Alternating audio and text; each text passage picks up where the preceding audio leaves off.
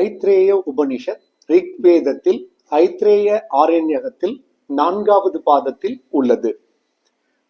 ஐத்ரேய உபனிஷத் 3 தத்துவ கருப்பொருட்களை விவாதிக்கிறது. முதலாவது உலகமும் மனிதனும், ஆத்மனின் உருவாக்கம். இரண்டாவது ஆத்மா 3 முறை பிறப்பிற்கு உட்படுகிறது. மூன்றாவது உணர்வு என்பது ஆத்மாவின் சாராம்சம். ஐத்ரேய உபனிஷத் ஒரு குறுகிய உரைநடை உரை 3 அத்தியாயங்களாக பிரிக்கப்பட்டுள்ளது. இதில் 33 வசனங்கள் உள்ளன. முதல் அத்தியாயம். ஆத்மா வா இதமேவ ஏவா அக்ரே ஆசீத் நான்யக் கிஞ்சன மிருஷத்.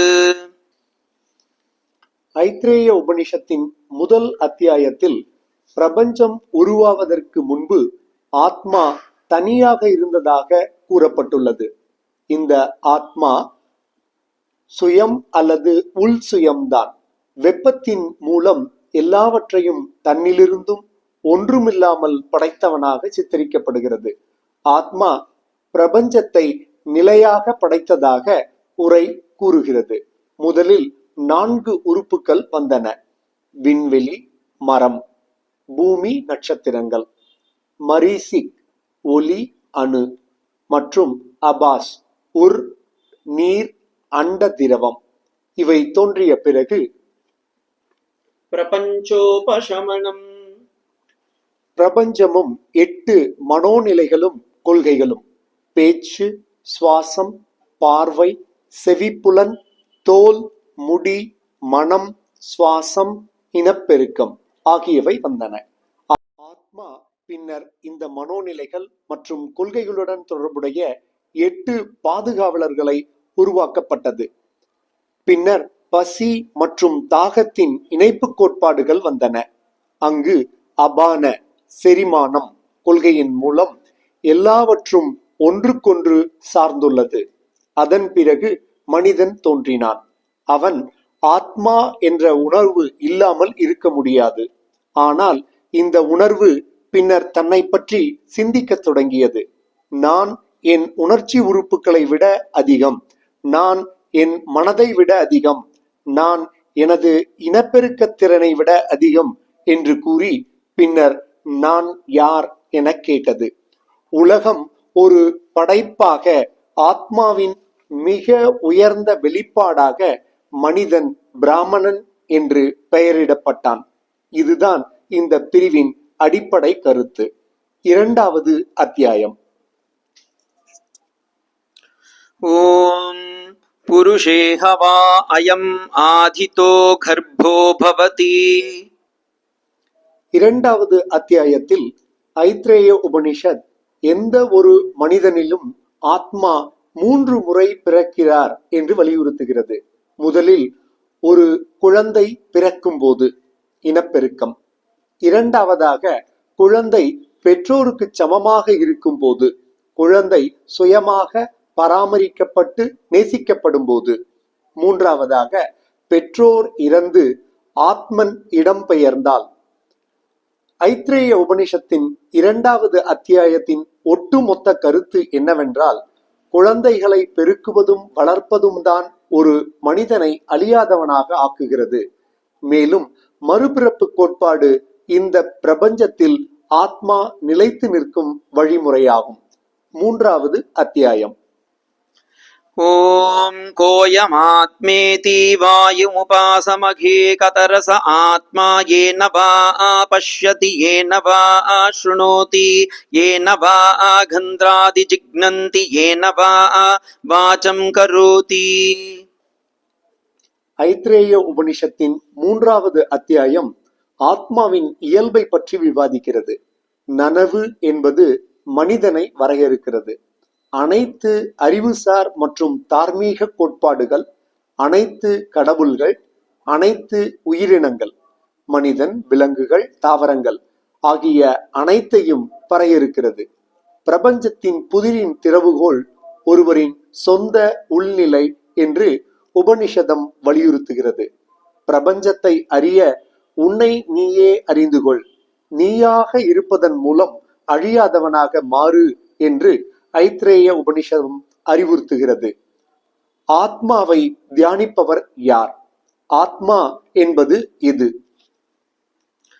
स एतेन प्रज्ञानेन आत्मा अस्मान् लोकान् उत्क्रामति मुनुष्मिन् लोके स्वर्गे लोकान् सर्वान् कामान् आप्नुवति अमृतत्वं सम्भवति समं भवत्यित्योम्.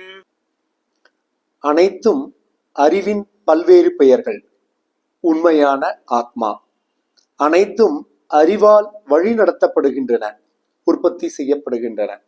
அது அறிவு சார்ந்தது. உலகம் அறிவால் வழிநடத்தப்படுகிறது. அறிவுதான் அதன் காரணம். அறிவே பிரம்மம். ஐத்ரேய உபனிஷத் இந்து மதத்தின் மற்ற உபனிஷதங்களைப் போலவே ஆத்மா அல்லது பிராமணன் என்ற உணர்வு இருப்பதை உறுதிப்படுத்துகிறது. இது வேதாந்தத்தின் மிகவும் பிரபலமான வெளிப்பாடுகளில் ஒன்றாகும். பிரஞானம் பிரம்மா. அறிவு என்பது பிரம்மன், கடவுள், தெய்வீகம், புனிதமானது. இது மகா வாக்கியங்களில் ஒன்றாகும். ஐத்ரேய உபனிஷதமானது ஆதிசங்கரர் மற்றும் மத்வாச்சாரியா போன்ற பல்வேறு பண்டைய அறிஞர்களால் அந்தந்த பாஷ்யங்களில் மதிப்பாய்வு செய்யப்பட்டு கலந்துரைக்கப்பட்டது. உதாரணமாக ஆதிசங்கரர் ஐத்ரேய உபனிஷத்தை பற்றி விளக்கியுள்ளார். அவருடைய சக அறிஞர்கள் சில பாடல்களை மறுக்க வேண்டிய விதத்தில் விளக்கியுள்ளனர். முதல் அர்த்தம் முழுமையானது மற்றும் தவறானது என்று சங்கரர் கூறுகிறார். இதுதான் பிராணன், உயிர் சக்தி எனப்படும் உண்மையான பிரம்மன். இதுவே ஒரே கடவுள். அனைத்து தேவர்களும் இந்த பிராணனின் பல்வேறு வெளிப்பாடுகள் மட்டுமே. இந்த பிராணனுடன் ஒருமையை அடைபவன் தேவர்களை அடைகின்றான்.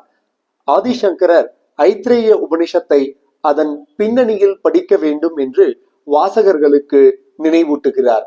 இது நான் உயிருடன் இருக்கிறேன் என்று ஆரம்பிக்கவில்லை அல்லது உரையின் சூழலை குறிக்கவில்லை. மாறாக சங்கரர் கூறுகிறார், ஆத்மா உள்ளது, நான் உணர்வு மற்றும் ஒருவரின் ஆத்மாவை உணர்தல், பிரபஞ்சத்துடன் அதன் ஒருமைப்பாடு, விடுதலை மற்றும் சுதந்திரத்திற்கான பாதை.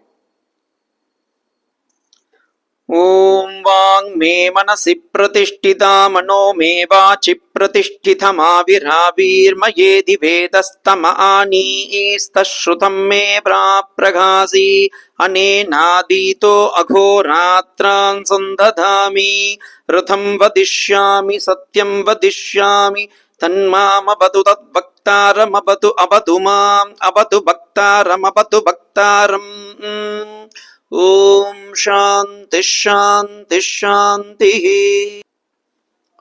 உங்களை அறிந்து கொள்ளுங்கள், உங்களை வணங்குங்கள். பின்னர் ஆதிசங்கரர் சடங்குகள், தியாகங்கள், புண்ணிய கர்மா விடுதலைக்கு வழிவகுக்காது.